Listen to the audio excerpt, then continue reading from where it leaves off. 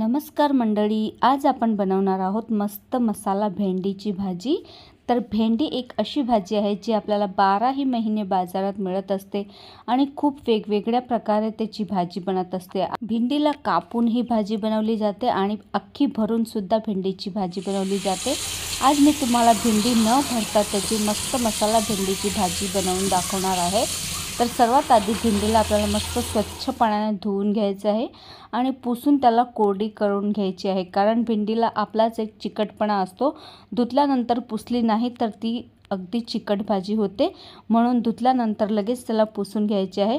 नंतर भेंडीचे मागचा आणि पुढचं देठ काढून घ्यायचे आहे आणि छोटी भेंडी असेल तर त्याचे 2 भाग करायचे आणि मोठी भेंडी असेल तर त्याचे 3 भाग करून घ्यायचे आहेत। अशा प्रकारे भेंडी आपल्याला कापून घ्यायची आहे। भरलेली भेंडीची भाजी तर सर्वांनाच खूप आवडते, पण जास्त चिकट काम असते म्हणून एक एक भेंडी भरायला बसले तर खूप जास्त उशीर लागतो। म्हणून आज मी तुम्हाला अशी रेसिपी दाखवते ज्यामध्ये तुम्हाला भेंडी भरायची सुद्धा गरज लागणार नाही आणि भाजी सुद्धा तेवढीच चविष्ट लागेल। ज्याप्रमाणे आपण भरलेली भेंडीची भाजी बनवतो त्याचप्रमाणे याचा स्वाद येतो। आणि पहा, मी अर्धा किलो भेंडी अशा प्रकारे कापून घेतलेली आहे। आता एक मसाला आपल्याला तयार करायचा आहे।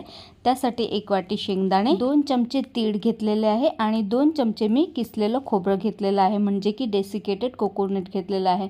तर शेंगदाण्याचं प्रमाण जास्त ठेवायचं आहे आणि खोबरं आणि तीळचं प्रमाण कमी ठेवायचं आहे। आता पहा, तीनही वस्तू आपल्याला भाजून घ्यायच्या आहेत, पण सगळ्यात आधी आपल्याला शेंगदाणे भाजून घ्यायचे आहे, कारण की तीळ आणि खोबरं भाजायला जास्त उशीर लागत नाही। त्यामुळे आधी आपल्याला शेंगदाणे पूर्णपणे भाजून घ्यायचे। नंतर जेव्हा शेंगदाणे पूर्ण भाजल्यानंतरच यामध्ये तीळ आणि खोबरं घालायचं आहे, कारण की तीळ आणि खोबरं लगेचच भाजलं जाते, म्हणून शेवटीच घालायचं। मग लगेच याला उतरवून थंड व्हायला ठेवायचं आहे। तीनही वस्तू थंड झाल्यानंतरच याला मिक्सरच्या भांड्यामध्ये घालायचं आणि अगदी जाडसर याचं वाटण आपल्याला बनवून घ्यायचं आहे। जास्त बारीक करायचं नाही, थोडंसं जाडसरच ठेवायचं आहे। तर पहा, अशा प्रकारे मी वाटण बनवून घेतलेलं आहे। तुम्ही बघतच आहात, मी थोडंसं जाडसरच ठेवलेलं आहे। आता पहा, आपल्याला 10-12 लसणाच्या पाकळ्या घ्यायच्या आहेत। तर ह्या भाजीमध्ये लसूण थोडासा जास्तच घालायचा, खूप छान टेस्ट येते याने। आणि लसूण सुद्धा आपल्याला जाडसर असा ठेचून घ्यायचा आहे, जास्त बारीक करायचा नाही, जाडसरच ठेवायचा। आता लसूण ठेचल्यानंतर आपण भाजी करायला घेऊया। तर कढईमध्ये मी 4 चमचे तेल घालायचे आहे। तर तेलाचं प्रमाण थोडंसं जास्तच ठेवायचं। तेल गरम झालं की लगेच यामध्ये मोहरी घालायची। मोहरी छान तडतडली की लगेच 1.5 चमचा जिरं घालायचं आणि नंतर आपण कापून घेतलेली भेंडी यामध्ये घालायची आहे आणि छान असं मिक्स करून घ्यायचं।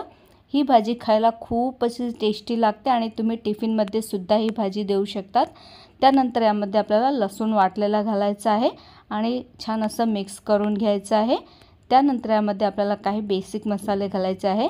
तर मी 1.5 चमचा गरम मसाला, 1.5 चमचा धनेपूड आणि 1.5 चमचा मी लाल तिखट घेतलेला आहे। तर तिखट तुम्ही तुमच्या आवडीप्रमाणे कमी जास्तही करू शकतात। आणि अर्धा चमचा हळद घ्यायची आहे आणि सगळे मसाले आपल्याला भेंडीमध्ये घालायचे आणि छान अशी भाजी मिक्स करून घ्यायची आहे। आणि चवीनुसार मीठ घालायचं आहे। तर मी यामध्ये 1.5 चमचा मीठ घातलेलं आहे, कारण की भाजी आपली जास्तच आहे त्यासाठी। आणि पूर्ण साहित्य आपल्याला मस्त मिक्स करून घ्यायचं आहे आणि मिक्स केल्यानंतर ह्याला आपण झाकण ठेवून शिजू द्यायची आहे। तर आपल्याला पूर्ण भाजी शिजेपर्यंत झाकण ठेवूनच शिजवायची आहे आणि मध्ये मध्ये 2-3 वेळा याला मिक्स करत जायचं आहे 5-5 मिनिटानंतर। आणि भाजी शिजल्यानंतरच आपण झाकण खोलूया। तर ही भाजी व्हायला जास्त काही उशीर सुद्धा लागत नाही, अगदी 10 मिनिटातच भाजी बनवून तयार होते। आणि मध्ये मध्ये मी 2-3 वेळा भाजी हलवली होती। आता भाजी आपली मस्त शिजून तयार झालेली आहे। तर भाजी पूर्णपणे शिजल्यानंतरच यामध्ये आपल्याला जे कूट आपण तयार करून ठेवलेलं होतं ते घालायचं आहे आणि छान असं मिक्स करून घ्यायचं आहे।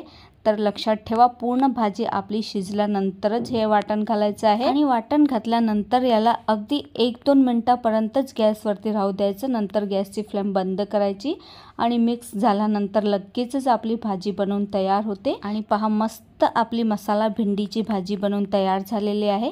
मी मिस्टरांच्या टिफिनसाठी ही भाजी बनवली होती, त्यांना तर इतकी आवडली, म्हणाले दुसऱ्यांदा सुद्धा अशीच भाजी बनवून दे म्हणून। तर मंडळी, तुम्हाला सुद्धा आजची ही रेसिपी आवडली का? आवडली असेल तर व्हिडिओला लाईक करा, शेअर करा आणि चॅनलला सुद्धा सबस्क्राईब करायला विसरू नका।